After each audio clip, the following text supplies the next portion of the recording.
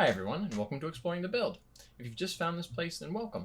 And if you're returning, I'm glad to have you back. I'm Alex, and this is my channel where we explore and theory craft different character builds for Dungeons & Dragons 5e. Today, we have another quick build, and it is going to be a pretty quick build.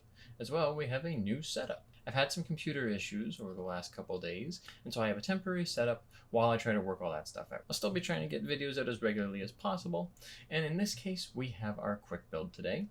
And as always with quick builds, if there's ever a D&D build that you'd like to see me explore in the future, let me know in the comments below.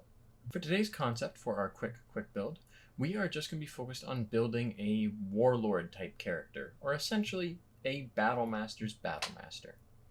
We're going to try and be a fighter that is a bit more utility focused and tactics oriented, rather than just straight out damage. And to do that, we're going to be going at Battlemaster, of course, but we're going to try to get as many Battlemaster options / maneuvers, as well as other tactical type options as possible. There is potential multi-classing that can be done for this, but for the sake of keeping things simple, I'm just going to call this a level 1 to 20 fighter build. Starting into the build with character creation, we're going to want to start with human variant as our lineage. Custom lineage works as well, but we want the free feat as well as a wide variety of ability scores, so that's why I'm going to go with human variant. For the ability scores themselves though, I'm going to say we're putting a +1 into dexterity and our other +1 into constitution. For the free feat, we're going to pick up Martial Adept. Martial Adept gives us 2 Battlemaster maneuvers as well as 1 D6 to be able to use them with. And this is where the sort of Warlord / Strategist build really starts to show up. For the actual Battlemaster maneuvers, you can pick whichever ones you want, but I'm going to say that we're taking 2 non-combat ones in Tactical Assessment and Commanding Presence. These 2 maneuvers are more skill-focused and will be useful outside of combat. We're not really going to be great at combat in the low levels, so we'll worry about getting other maneuvers that help our combat ability when we're more comfortable in combat. For right now, we're more like a freshly appointed officer in some sort of military who's a little green when it comes to combat. They don't necessarily know how to fight themselves, they just know what they've been taught in some sort of military school. For our background, it does actually sort of matter. I want the Knight of Solamnia background to get the Squire of Solamnia feat. I'm going to say for the sake of this build that we can take it, even though it's technically Dragonlance specific, but we're just going to reflavor it to match whatever campaign setting we are in. Talk to your DM if that's okay with them, and if you're in a Dragonlance setting already, that's perfect. If not, hopefully we'll have access to this because we want the Squire of Solamnia feat, mainly just because it's a prerequisite for other feats we want to take later on. For what it's worth, the Squire of Solamnia feat for us just gives us a little bit of mounted combat boost, as well as we can just gain advantage on a couple of attacks per day equal to our proficiency bonus. Finally, for our actual stats, so after we put the +1 into dexterity and the other +1 into constitution, with point buy, we should hopefully wind up with the following ability scores: 9 strength, 16 dexterity, 14 constitution, and then 12 for our intelligence, wisdom, and charisma. We're going to be spread pretty thin, but that's kind of what we want, since we're more of a strategist fighter rather than an actual combat fighter. For the actual level breakdown of the build, like I said, we're just a fighter, levels 1 to 20. And level 1 is really where this actually is going to matter. The rest of the levels won't matter too much for choices and such, but I'll get to those in a sec. At level 1, we are a fighter, so we gain a fighting style and second wind. Second wind is just a nice little bonus action self-heal, but our fighting style is important because we want to pick superior technique. The superior technique fighting style allows us to gain 1 Battlemaster maneuver of our choice, plus another superiority die, which is right now just a D6 for us. That's still okay, since we can pick up an actual combat-oriented Battlemaster maneuver, such as Commander Strike, since we want to be more of a Warlord or Strategist type character, and this will allow us to sacrifice our own attack in order to allow an ally of ours to attack. So with Commander Strike, we can get one of our actual damage dealers to attack instead of ourselves, and then they can add that D6 superiority die on top of that attack's damage. That's going to be our go-to move in combat, and then we also have the Squire of Solamnia free advantage, and we're actually the ones that are doing the attacking. Outside of combat though, we can also help out with some skill checks and things, given that we have Tactical Assessment and Commander's Presence.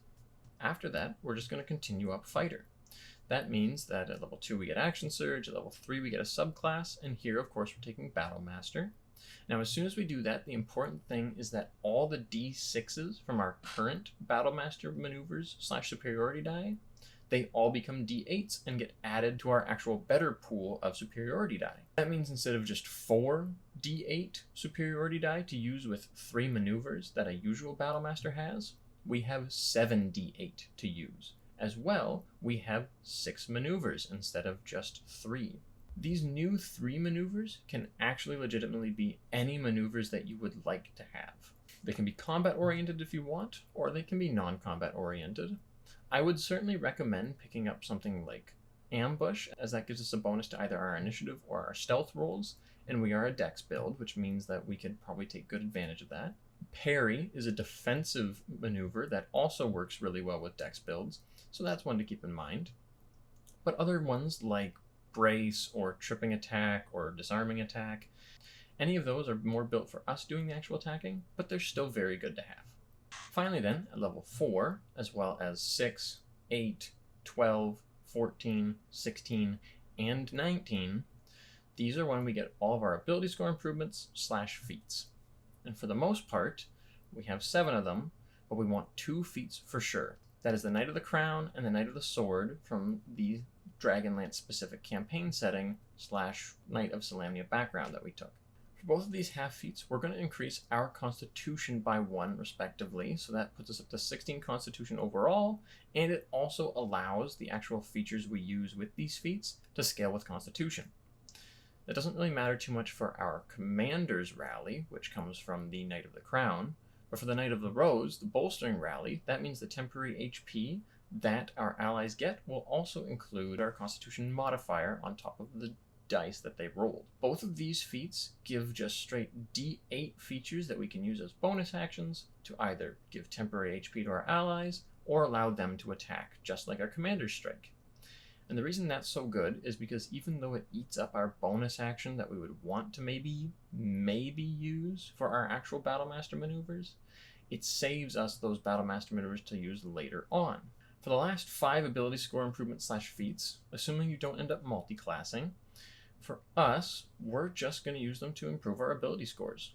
We want at least 1 to go into Dexterity, since that will allow it to get capped at 18. You could cap it at 20, but I'll count 18 for now. Another 1 into Constitution caps that at 18 as well, making us a pretty good fighter overall, just stat-wise. Not the best, but definitely not the worst.